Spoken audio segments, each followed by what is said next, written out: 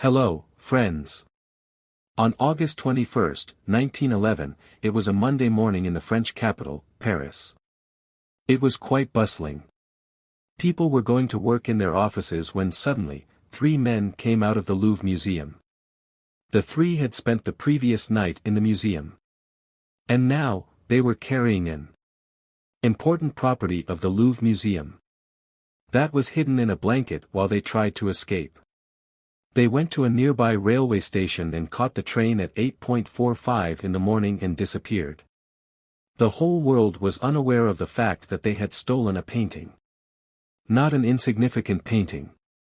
The world's most famous painting. The Mona Lisa. Today, the value of this painting is close to $1 billion. What is the reason behind this? What are the secrets hidden in the Mona Lisa? Why is this the most famous painting in the world? Let's understand the mystery of the Mona Lisa in today's video. Mona Lisa was painted in 1503 by an Italian artist Leonardo da Vinci. And this man was so amazing, that you won't even believe it. Not only was he a painter, but also an engineer, scientist, sculptor, architect, and theorist.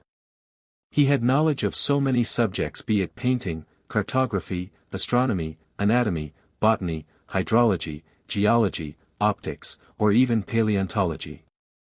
An entire video can be made on his life. So, without talking about him too much, let's get to Mona Lisa. Which was his most famous painting?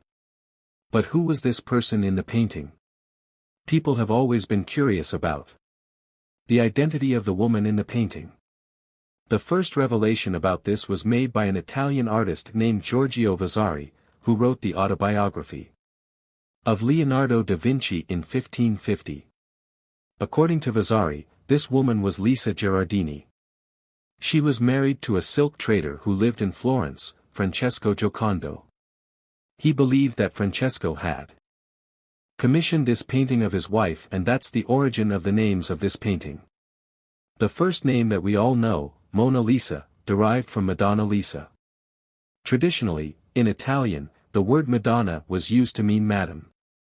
So, Madonna Lisa meant Madam Lisa. The word Madonna was later shortened to Mona. Mona with a double N. When this was written in English, an N was dropped and Mona became Mona. So Mona Lisa means Madam Lisa or Lady Lisa. And then comes Mona Lisa's other name, which is La Gioconda. After her marriage, Lisa Gherardini became Lisa Giocondo. Interestingly, in Italian, Giocondo means light-hearted or cheerful, meaning bright and joyful. And today, Mona Lisa is very famous for her smile. So that's where it got its name, La Giocondo.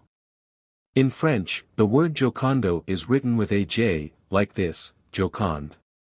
So that's why when you go to the Louvre Museum in Paris and see the painting of Mona Lisa, in French, it would be identified as La Joconde. Now, the interesting thing is that in 1550, despite this revelation, people were not ready to believe that Vasari's narrative was correct. Many theories started to emerge about this woman being someone else. Some people said that she was Leonardo da Vinci's mother. Some said that this was a painting of a queen from the Italian aristocracy. The most interesting theory was that in this painting, Da Vinci painted himself. That this painting is not of a woman, but in fact a self-portrait of Da Vinci, where he imagined how he would have looked had he been a woman. This theory was promoted by artist Lillian Schwartz in an article in 1987. She used digital tools to try to show similarities between Leonardo da Vinci's face and Mona Lisa's image. With this logic, any two faces can be seen as similar by placing them on top of each other. But today, we can say with a lot of certainty that the woman painted here is indeed Lisa Giocondo. A professor living in Florence researched this for 25 years and found the archives, and in 2004, he discovered clear evidence to prove this fact. He also found that the Da Vinci family had a close relationship with Francesco Giocondo's family. He also found a record that Lisa's marriage was registered on March 5, 1495, when Lisa was 16 years old and Francesco was around 30 years old. He found that Leonardo da Vinci's father and Lisa's husband knew each other very well. And it's possible that this painting was commissioned not by Lisa's husband, but by Leonardo's father. Paulenti says that when the Mona Lisa was painted, Lisa was 24 years old. And that there might have been two reasons for painting this. The first reason is that in 1503, when Francesco and Lisa bought their home, or the second reason is that in December 1502, when their second son was born. The second reason seems more probable because 3 years before this, in 1499, Lisa lost her daughter. If you look at this painting closely, you will see a veil over Lisa's hair. Many people call it a mourning veil. It is a veil that is worn when someone in the family has passed away. Now, one question arises here: if Da Vinci was Italian, Mona Lisa was Italian, then why is this painting in France today? Well, the thing about this is that in the year 1516, the King of France, King Francis I, invited Leonardo da Vinci to live in France. And so, da Vinci moved from Italy to France. And took with him the Mona Lisa. Historical records aren't clear about this, but it's believed that da Vinci hadn't completed the painting yet. 15 years after starting the painting, he was still working on this painting, trying to modify it and make it better. Meanwhile, in the year 1519, Leonardo da Vinci passed away during his stay in the French palace. And the king kept this painting as a part of his royal collection. About 150 years, in 1797, when the French Revolution happened, this painting was taken out of the palace and handed over to the Louvre Museum. The interesting thing is that this is the reason why the Mona Lisa was stolen in 1911. I had talked about this at the beginning of the video. The mastermind of this theft was Vincenzo Peruggia. He stole this painting together with his two friends. He was an Italian nationalist. He believed that this painting belonged to Italy, not in France. And so after stealing it, they took it to Italy. Stealing such a famous painting was a risky job, especially when the value of the painting was in millions of dollars. So, obviously, Vincenzo wouldn't have felt safe after this theft. But before that, let's know the speciality of this painting. Why is it so special? First of all, the Mona Lisa was not painted on paper, canvas, or cloth. Instead, it was painted on poplar wood. In those days, it was the favorite wood of Italian painters. Secondly, this painting isn't large. Look at the photos. This is where it hangs in the museum. You can see its size in comparison to the people. This painting is only 77 centimeters by 53 centimeters. But still, it is considered so special because, in its time, in Italy, this was the first painting which focused so closely on the person. This is a half-length portrait. These types of shots are very common in photography today. But no one used to make such paintings in those days. If you look at the overall color grading of this painting, you will see a lot of brown and yellow shades. It looks like a very dull painting. It is so yellowish that at one point, a professor declared Lisa a cholesterol patient. But there are two reasons behind this. First, a varnish layer has been applied to this painting so that moisture does not affect the painting badly. So that there are no ill effects of moisture on this painting, since it was painted on wood. So it's necessary to protect it from humidity and moisture. And secondly, over time, there was bleaching. Originally, when this was painted, it used to be more bright and colorful. Some people tried to recreate this painting to see how it would have looked originally. Da Vinci used a very special painting style in this painting, known as sfumato. The technique of blending. The background you see in this painting is a landscape. It is the Arno Valley in Italy. There are no clear boundaries or outlines between the background and Mona Lisa. In some places, Mona Lisa's hair is blended with the landscape. Blurring the outlines and blending the colors is the technique of sfumato. This is the secret behind Mona Lisa's mysterious smile. Look at Mona Lisa's smile carefully. The more you look at this smile, the more serious this face will look. But now look into Mona Lisa's eyes. Suddenly, you will see Lisa smiling more. If you look at any part of the painting, be it the background, Mona Lisa's forehead or her eyes, you will see the effect. Lisa's face starts smiling more when you don't focus on the smile. To perfect this smile, Da Vinci spent the most time. He spent many nights in a hospital in Florence, where he used to go and remove the skin of D3 bodies. He wanted to study the facial muscles and nerves and how they work together to create a smile. He wrote in his book that, the muscles which move the lips are more numerous in man than in any other animal. It was very difficult for him to dissect the muscles of the lips because the muscles here are tiny and numerous. During this experiment, Da Vinci studied horses as well. He compared human expressions to that of horses.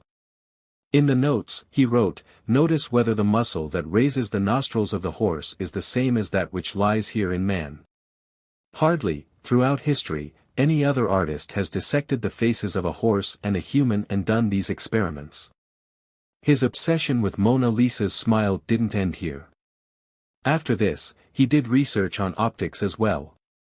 He found that the light rays don't merge together into a single point on our eyes, rather they spread out over the entire retina. The center of the retina, known as the fovea, helps us see the finest details.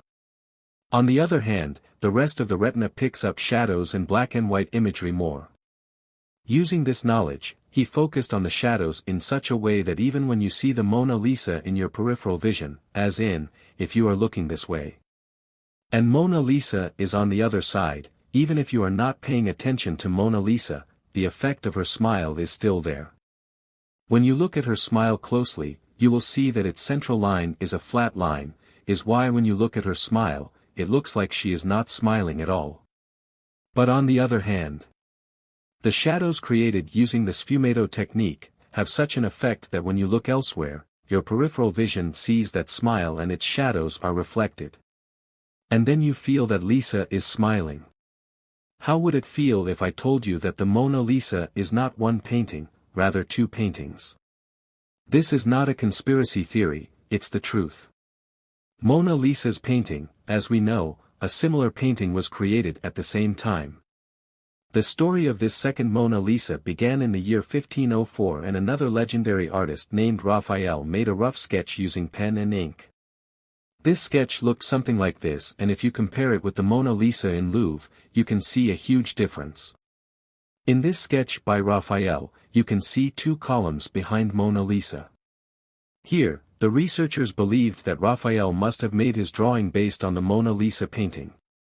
So, it was initially brushed off. But this theory was disproved by a German art historian in 1993. And Professor Paul Anti, whom I had mentioned earlier, who had been researching the identity of the Mona Lisa for 25 years, confirmed that Raphael actually lived right in front of the Giocondo family in Florence. So, does this mean that Raphael made an original painting on the same subject, with the same woman in the same pose? This seems quite unbelievable. Another answer to this question could be that another Mona Lisa painting exists which inspired Raphael to make this drawing. And this second Mona Lisa painting was revealed to the world in 1914. A novelist living near London, John R. Heyer, had a new version of the Mona Lisa. This is the new Mona Lisa painting. The same painting based on which Raphael made his drawing. This second Mona Lisa is 3.5 inches longer and 5 inches wider than the one in the Louvre. If you compare these two paintings, you will notice three things. First, the woman in this new Mona Lisa looks much younger. Second, the head in this new painting is tilted a little forward. And third, the expressions of this new Mona Lisa are very straightforward and clear. There is nothing mysterious about her smile that is in the Mona Lisa in Louvre. The two columns in the background are the ones seen in Raphael's drawing. Due to these reasons, a new theory is coined by the experts. That Leonardo da Vinci was actually working on two Mona Lisas. Leonardo da Vinci painted both these Mona Lisa. But the Isleworth Mona Lisa that was later discovered was the first version of Da Vinci's painting. He was experimenting with his style then. And this is why the Mona Lisa in that painting looks younger than the other Mona Lisa. This theory remains a topic of debate to date. In 2010, the Mona Lisa Foundation started an investigation on the Isleworth Mona Lisa to find out the secret behind it. And they came up with another theory. They said that the face and hands of this new Mona Lisa were indeed painted by Da Vinci. But the background was painted by an inferior artist. Perhaps, a person working in Leonardo's workshop had finished this painting. Both these theories remain mere theories because no solid evidence has been found on either side. Coming back to the theft of the Mona Lisa, it was found that the mastermind of this theft, Vincenzo Peruggia, was an employee in the Louvre Museum. One day, he hid in some corner in the museum and spent the night there, after which, the next morning, he walked out with the painting. He believed that since Leonardo da Vinci was an Italian, this painting should be in an Italian museum. When the news of the theft spread, it made headlines all over the world. Scores of detectives were put to work to look for the thief. But no one could find him. For 2 years, Peruggia hid this painting at his home. He wondered what he could do with it. The whole world was looking for it. Finally, he became impatient and tried to sell the painting. He tried to sell this painting to an art dealer in Florence to Giovanni Paggi. Giovanni became suspicious and saw the stamp on the painting to confirm that it was the stolen painting. He was being sold the most wanted item in the world. Because of this, Vincenzo was caught and was sentenced to 6 months imprisonment. The painting was sent back to the Louvre Museum and was hung up on January 4, 1914. Today, this painting is displayed there, behind bulletproof glass, in strict climate-controlled conditions where humidity is maintained at 50% plus or minus 10%, temperature is strictly maintained at 18 degrees Celsius to 21 degrees Celsius. Perhaps the most interesting part in this story is that only after this theft did Mona Lisa's popularity start increasing. And it became the world's #1 famous painting. That's right. Before the theft, the Mona Lisa was not very famous. People who were interested in art knew about the Mona Lisa, but the common folks did not know about the Mona Lisa. So, if you go to the Louvre Museum and see the painting of the Mona Lisa and you see a crowd of people around it, then you can blame Vincenzo for this popularity. If you liked this video, you want any new video same like this, then comment me and don't forget like, subscribe and share. Thank you very much.